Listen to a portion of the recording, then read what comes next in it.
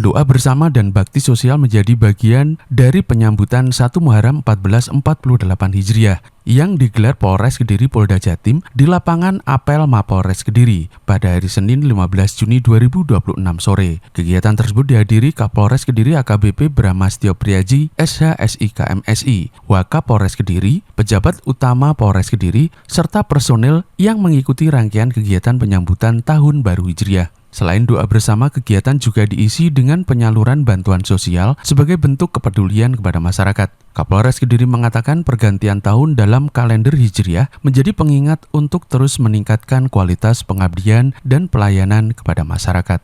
Ali Wafa, Dedi Heri, Jenggolo TV.